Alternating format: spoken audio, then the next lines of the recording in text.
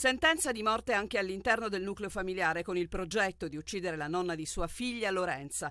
Matteo Messina Denaro avrebbe ideato il gesto atroce perché avrebbe individuato proprio in Filippina Polizzi, madre della sua ex compagna Franca Alagna, la figura artefice dei contrasti nati tra la madre di sua figlia e la sua famiglia.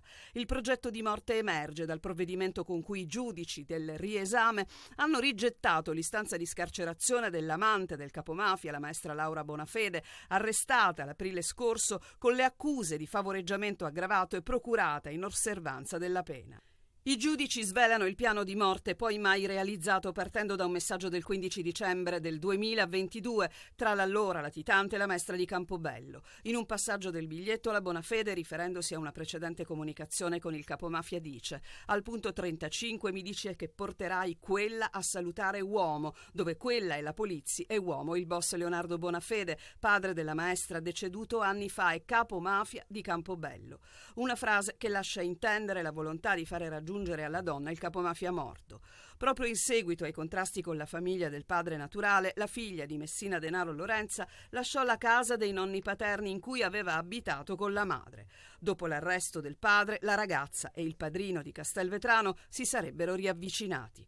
Nelle motivazioni della sentenza del riesame, dunque, si rafforza la visione della figura chiave di Laura Bonafede che, oltre ad avere contribuito in modo fattivo al mantenimento in vita della peculiare rete di comunicazione di Matteo Messina Denaro durante la sua latitanza, affidando la consegna dei propri scritti ai tramiti e ideando ella stessa nuovi nomi in codice con cui fare riferimento a terzi soggetti, osservandosi di nomi già pensati da boss e distruggendo i messaggi da lui ricevuti in vantaggio dell'ex latitante, è stata riferimento sentimentale e confidente anche di volontà omicida. Intanto Emanuele Bonafede e la moglie Lorena Lancieri, la coppia di Campobello di Mazara che ha ospitato per mesi a casa il boss Matteo Messina Denaro prima dell'arresto, sarà processata con il rito abbreviato. Sono stati i due vivandieri del capomafia in cella per favoreggiamento e procurata in osservanza di pena a optare per il rito alternativo, dopo che la procura di Palermo, coordinata da Maurizio De Lucia, ha chiesto e ottenuto per entrambi il giudizio immediato. La data del processo non è ancora stata fissata. Una feritoia separava il pusher dal cliente, un giro di spaccio di droga scoperto dai carabinieri vicino alla stazione centrale di Siracusa. È stato uno strano andirivieni di auto in una traversa di Viale Ermocrate ad insospettire i militari. In 2 sono finiti in carcere un uomo e una donna, altri 2 sono stati invece denunciati a piede libero. Uno di loro ha tentato la fuga da una botola dietro un armadio dell'abitazione e poi sui tetti, ma è stato bloccato. Aveva con sé uno zaino con 2 chili di droga. Quasi 3 chili di cocaina e crack, in parte già confezionati, ma anche hashish e marijuana. Tra quanto sequestrato ci sono anche più di 140.000 euro in contanti e 2 fucili calibro 12. Gli spacciatori erano bene organizzati, 9 telecamere ed una porta con vetri oscurati per poter distinguere i clienti dalle forze dell'ordine. Tutto questo però non è bastato. I carabinieri sono riusciti a penetrare, con loro anche i cani antidroga e i vigili del fuoco. Una lotta contro lo spaccio che non si ferma mai. Attorno alla droga gira molto denaro, lo testimoniano anche le macchinette contasoldi trovate dai militari. Ci risiamo a Palermo, in diverse zone della città è ancora emergenza rifiuti. Dalla periferia al centro storico, immondizia e ingombranti fanno ormai parte strutturale delle strade. Guardate queste immagini, siamo proprio nel cuore della città, a poche centinaia di metri dal quartiere di Ballarò, meta anche di molti turisti. I marciapiedi sono impercorribili per via degli ingombranti. Non si riesce a, sconfiggere questa piaga dell'abbandono dell'ingombrante con una certa facilità. Chiaramente il cittadino, quella parte di cittadini che si ostina a non avere il senso civico, ha tutte le responsabilità, perché negli ultimi anni sono venute fuori diverse isole ecologiche dove è possibile portare il tuo televisore, il tuo armadio o il tuo divano senza pagare nulla. Quindi se ci sono anche molti ingombranti per strada è una cattiva abitudine da parte di chi non ha il senso civico e il rispetto della città.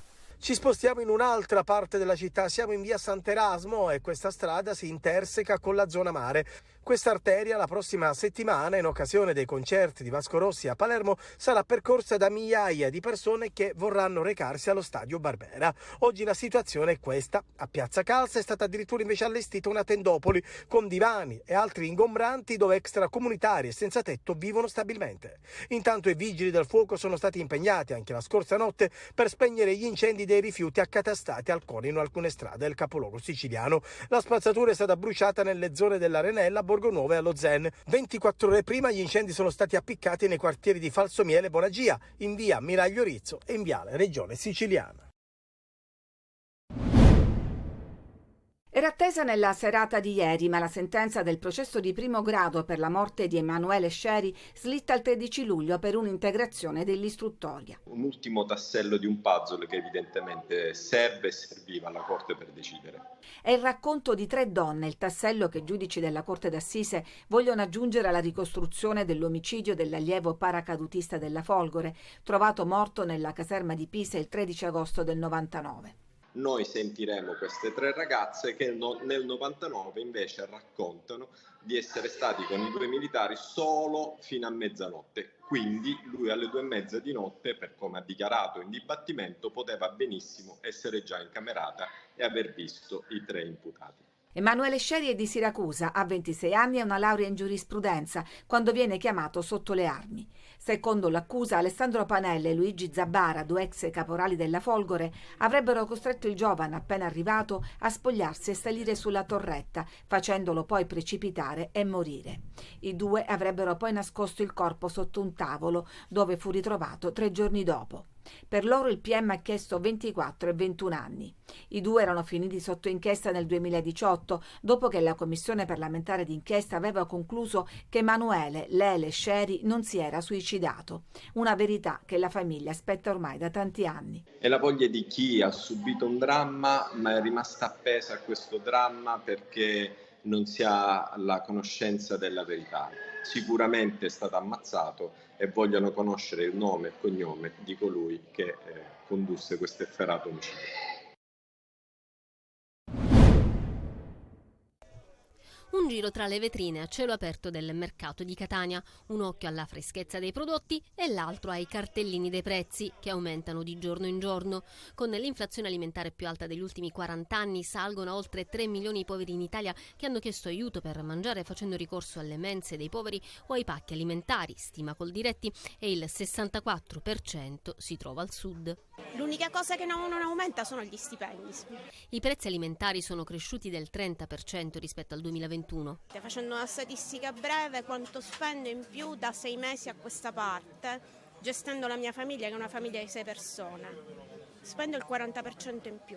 Il pane è aumentato, la pasta su per giù, il latte non ne compro, i formaggi sono aumentati tantissimo, anche quelli locali, il pecorino arriva a costare quanto il parmigiano. Secondo l'ultima analisi periodica di altro consumo effettuata grazie ai dati IRI aggiornati ad aprile 2023, per comprare pasta, farina, olio extravergine d'oliva, olio di semi di girasole, zucchero, caffè in polvere, latte a lunga conservazione, passata di pomodoro, zucchine e banane si spende il 9% in più rispetto a un anno fa e il 30% in più rispetto a 2 anni fa.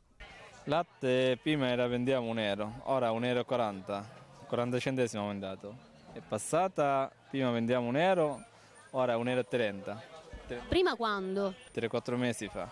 Il costo delle lattine che ora siamo proprio infatti la gente a volte anche la posa. Il pane è intorno dai €3, gira ai €4 al chilo. Giustamente i costi sono sempre alti perché ci sono le spese delle bollette della luce, c'è il metano, c'è l'acqua, c'è varie cose. Abbiamo aperto qua con €2,50 a chilo, ora siamo arrivati a €4 a chilo. L'Italia, sottolinea Coldiretti analizzando i dati Fed dello studio Poveri, il lato nascosto dell'Italia, si prepara a vivere l'estate a tavola più cara da decenni, con il numero dei bambini sotto i 15 anni bisognosi di assistenza per mangiare che ha superato quota 630.000, ai quali vanno aggiunti 356.000 anziani sopra i 65 anni, oltre ad una platea della fame e del disagio che coinvolge più di 2,1 milioni di persone fra i 16 e i 64 anni.